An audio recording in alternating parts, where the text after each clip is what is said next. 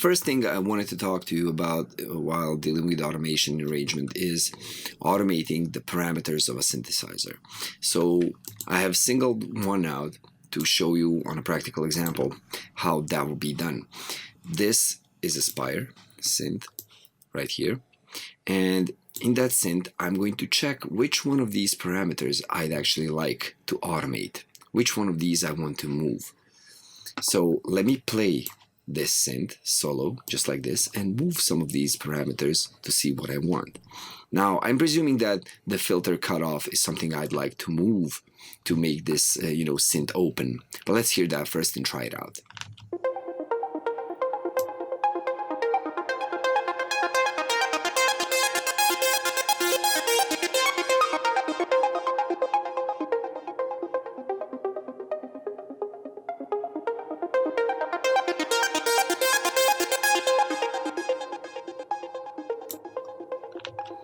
I like that change. So how am I going to do this? Well, if you can see in Ableton, and we talked about it in course before, whatever parameter I click, or at least move a little bit, but even clicking is enough, is going to show up right here in the lane. So to avoid having that, go away when I'm doing an automation for another parameter, since as soon as I click something else, that shows up right there. So when I click this parameter and I want to do automation for it, I'm going to click this plus symbol right here, and it's going to create another automation lane for this parameter. Now I can close the synth, and now I can deal with this parameter right here. So let's say I want to start off with the synthesizer closed and then go upwards and open it up. Let's say like this.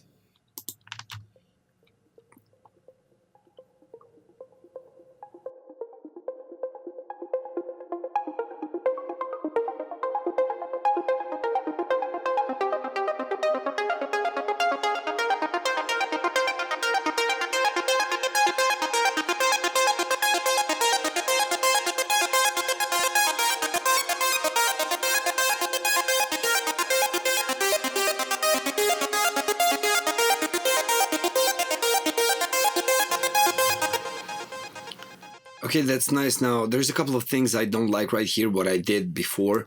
The fact is that inside of this Spire, I already have the delays, reverbs, which are muted. They don't work, so all the effects are applied after, meaning that anything I throw into this saturation, it's not the effects, I'm just throwing in the synth sound. All the effects are thrown onto that sound after it's been processed with saturation. So I'm not saturating the sound plus the reverb, the delay, so no effects are coming out of here. All of the effects, like time delay based effects like reverbs and delays, come after the fact via these synths and return tracks. So I would like to do that just a tiny bit less, just like this, okay?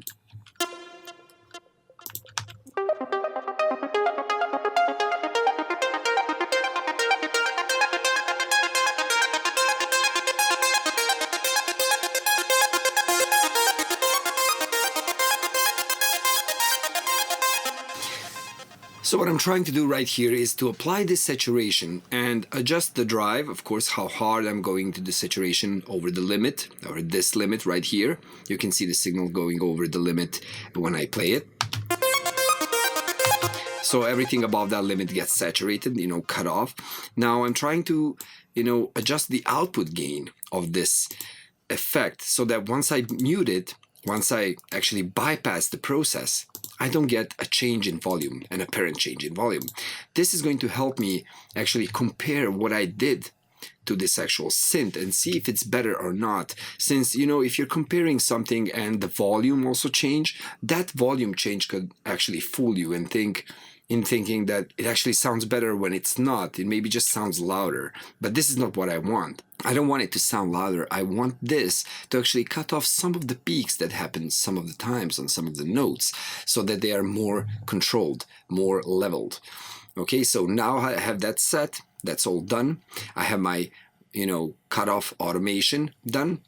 So in this cutoff automation, which we will be dealing with today, is it starts too closed. If you can hear it all the way at the minimum, like right here, if I close it for a little bit longer, you can hardly hear any notes. It's really too close. So I would have to start off let's say somewhere around there. I can even make this lane larger so that this becomes easier for me. Zoom it in like that.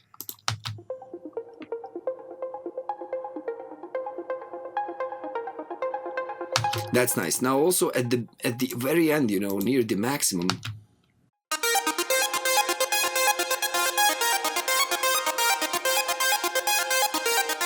you can see that, you know, since this point or maybe even earlier, there is no actually apparent change. The envelope adding to the actual filter is you know, large enough that I don't actually hear any change in sound after this line right there. So I'm opening for nothing. So if I wanted to reach, you know, this highest point in the open filter right here, that wouldn't happen. It would already open all the way back. So let's see where.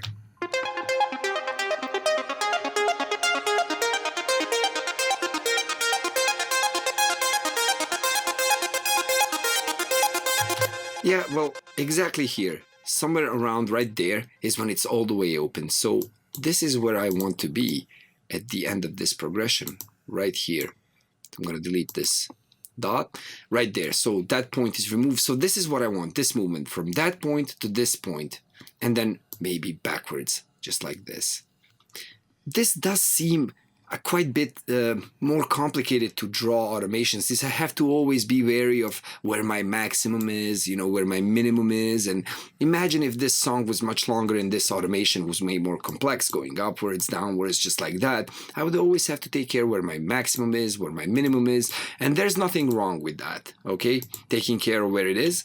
There's nothing wrong with that. It's just there is an easier way to do it so that we don't have to do that every time we want to change the automation or do something else. The actual example I always give you is, imagine after a couple of months or years you open it and then you have to figure out, you know, how you want to change something like that, or you want to remix it, and then you have to take care of all of these, but you don't know. Like in 3 months you wouldn't know where the maximum is, the minimum is, why you would do that, why did you do that, you know, something like that. So in the end, an easier way to do all of this would be this. I'm going to delete this automation since I want something similar to happen, but not right there. I'm going to delete all the automation points, you see. Now when I select anything in this lane, it's only the automation that gets deleted, since this is only the automation lane. Now to make it easier on myself, what I'm going to do is, since I already have this parameter right there, so imagine I didn't, I'm going to click it, delete it. So let's see, how would I do all of this from the very beginning? So I have this spire, I want to automate that, you know, frequency of that filter. What I can actually do is add plugin parameters here by clicking configure. So I click configure, I click the parameter I want to add, you see it's right there. Now I can close it, click the configure to close, yeah? And now when this is done, I can group this synth. So right click it, group it, and it's going to be added to a rack. Now what's good about this rack is that it has these macros. Now I can map this parameter to one of these macros. I'm going to right click the parameter and say map to macro 1 right here. Now what I essentially have right here is the same thing I had before. From 0 to a maximum, goes from 0 to a maximum, and I still, if I wanted to automate something like that, I would still, I'm just going to remove that lane since we won't be needing it. I would still have to take care of my minimums and maximums. So if I left it, you know, just like it is already, see, minimum, maximum, it still moves that cutoff all the way up and down. So what I want to do next is I want to draw this automation like I had it before, with the minimum and maximum all the way top, all the way bottom, just like this. So you can either do that or you can do it by hand.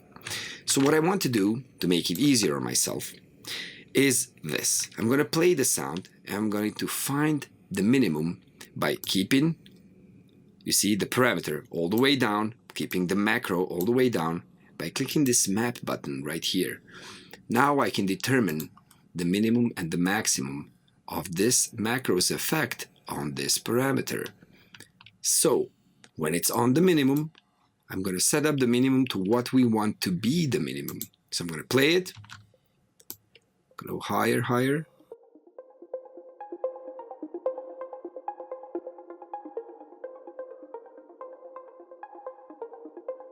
So this is what I wanted to start. I wanted to start from 0.21, but that's going to happen when I have the parameter all the way down. So you see, when I pull the macro down all the way, this is where the parameter actually is. So this is the minimum of the effect.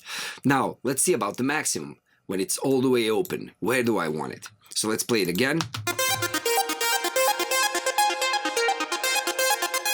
So how I'm going to determine that? You remember we talked about before that after some point in this parameter, you can hear no change at all. So I'm going to be pulling downwards from the maximum until I hear any change, and I'm just going to slightly go back.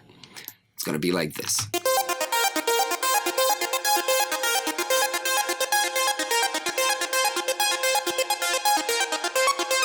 Now I can hear the change. Now I'm just going to pull back, let's say, to 70, and that's it. Now that's my maximum. If I turn off the mapping, now you can see that when I move this macro all the way down and all the way up, it actually doesn't move the parameter all the way up and down. It moves it from that minimum to that maximum that we set. Now when I draw automation for this macro, and I'm going to make a new actual lane, and it has the same name as the actual parameter because I mapped only one. It gets the name automatically out of the parameter being mapped to it. Now when I draw automation, I can just go all the way up, all the way down, and that's it. Now in the future, I don't really have to think about it. Even while I'm doing the project right now, I don't have to think about and tinker with these settings, holding, let's say, shift or control. Yeah, holding control and going up and down to have it, smoother, moves less when I move the mouse, so it's more precise. I don't have to do that no more. So I just go minimum, maximum. I know it's always going to be perfect because I carefully set the minimum and maximum right there in the mapping, right here. How much does this affect the actual parameter? So now when I draw my automation, it sounds always good. Minimum to maximum, I don't have to think about it. Just move the dots all the way up, all the way down.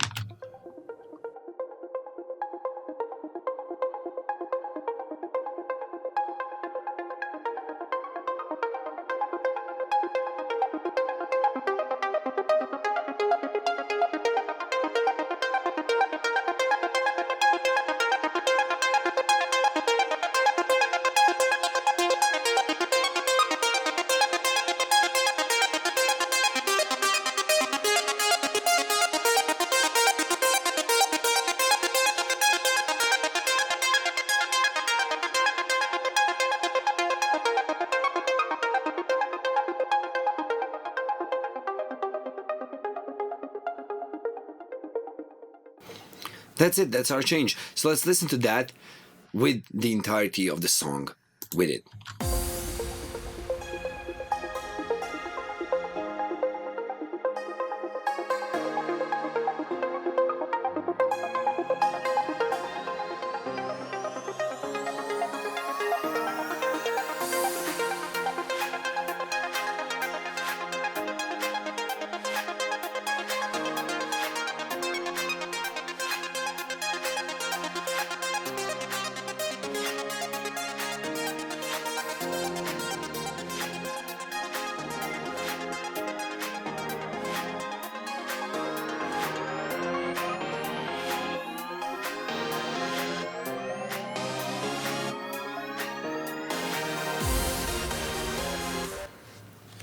Okay, so the only thing I had to set was the actual volume of the track because I thought the synth was too loud to be in the song, so I reset everything in the channel except the sound effects, so I wanted to just set that up.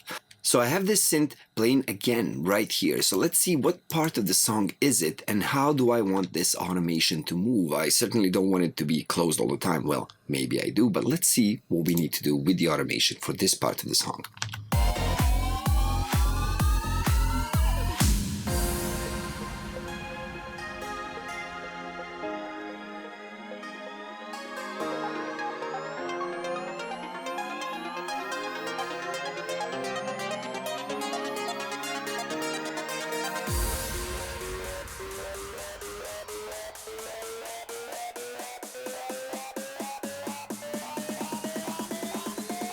Well, I think that just opening is not gonna work, so maybe I'll just open and close it.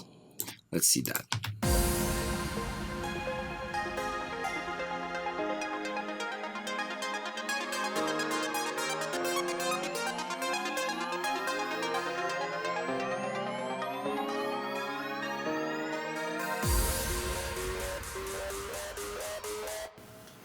And that's it. We'll set this synth parameter to move the way we actually want it to move. Now we could do more with more of the parameters. So let's say I get inside the synth, choose another parameter. Let's say this width right here. I'm going to mess with that one too. I'm going to close the synth, turn off this configure, and let's say I want this width to move together with this cutoff without using two automation lanes. So what I could do right now is map this to macro 2, go through the same process of mapping out the minimum and the maximum for it right here, and then make another automation lane right there and draw automation for that, like this. Now I have that parameter moving.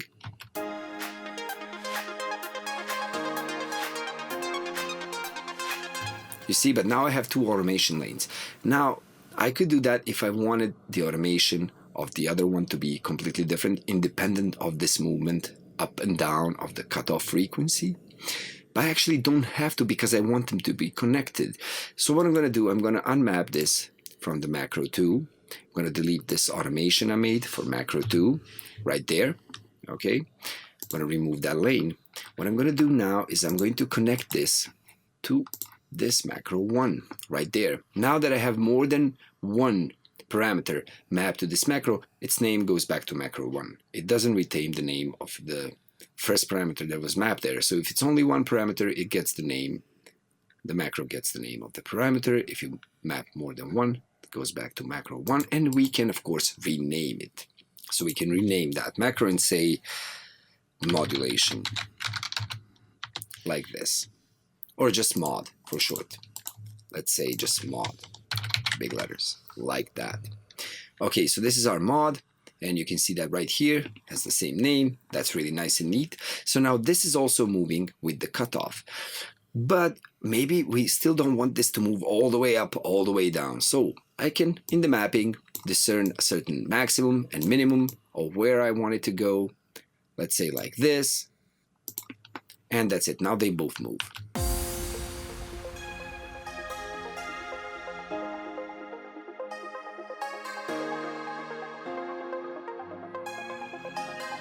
Now you can see that they are in a different area. If I punch it in right here, see they're in a different area of how they move. They don't follow the same trajectory right there since the minimum and maximum for both of them is different. Another thing I can do is swap the minimum and maximum for this other parameter like that. Meaning now it's going to go opposite direction than filter cutoff in a different area, different range. So let's try that. You can see the way it moves compared to the filter cutoff.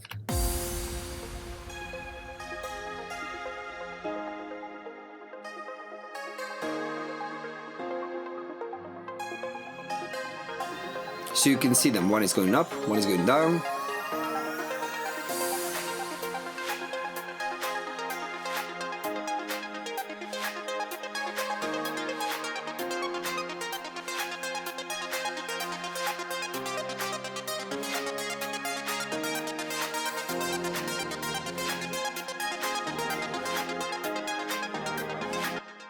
It can get even more complex. By swapping the minimum and maximum, I'm actually inverting the direction that this parameter takes compared to the movement of the actual macro that controls it.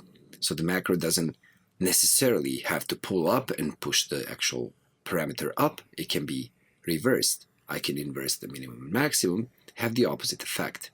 Meaning that I could move maybe 10 or 20 parameters with just one macro, causing a massive change in sound in the synth by just using one button. Now, this is really useful for live performance if you wanted to play a VST synthesizer live, or even in production. If I do something like that and I just use one macro to mod everything, it's much easier to draw automation and induce change in your song that is going to be quite great.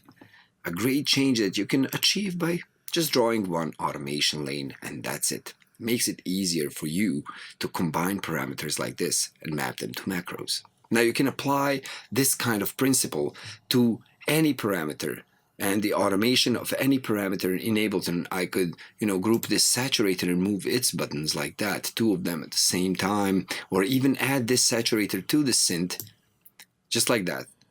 drag it into the actual rack with the synth, and then maybe map one of these to the actual first mod and do the same thing over again, moving another parameter on an external effect. We can do this for as many of these as we want, mapping them to, let's say, a single macro and moving all of them in different amounts, different directions, maybe causing a greater change to sound, and all of that by using one knob, one parameter right here, one macro that's going to be really easy to automate.